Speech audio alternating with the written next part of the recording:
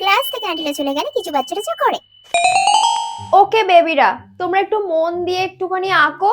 আমি একটু কিছুক্ষণের জন্য আসছি। হ্যাঁ, আমার খুব পেট ব্যথা করছে। আমি একটা স্যারিডন খেয়ে এক্ষুনি চলে আসছি। তোমরা কিন্তু চুপচাপ আঁকবে, ওকে? বাবা, তোর রং পেন্সিলটা কত বড় রে, আর আমারটা দেখ 10 টাকা দাম। তোকে দেবো একটা, ঠিক আছে? ঠিক আছে, দিস। দাঁড়া, আমি তোকে একটা আঁকা দেখাচ্ছি। এই দেখ, আমি কি সুন্দর সরস্বতী মা এঁকেছি। এই সরস্বতী মাটাকে দেখতে না অনেকটা আমাদের স্কুলের ইংলিশ ম্যামের মতো। কি সুন্দর গল্প করে শান্তভাবে গান করে আমাদের পড়ায়।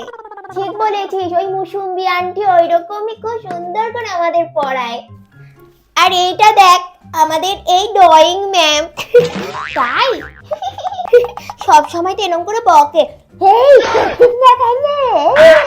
আমি এঁকেছি, দেখ এই দেখ। সব সময় রেগে রেগে কথা বলবে। থাক, ওরকম বলতে হবে না, নালে আন্টি রাগ করবে। এরকম বলতে নেই গুরুজনদের, যতই হোক আন্টি তো আমাদের গুরুজন। চল, আমি তোর একটা ছবি আঁকি। একটুখানি বেরালেই একবার হলো।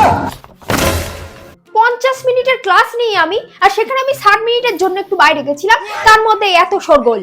তোর জন্য হলো সব কিছু। যাও, বাইরে বেরিয়ে যাও, কান ধরে উঠবস খাবে, যাও।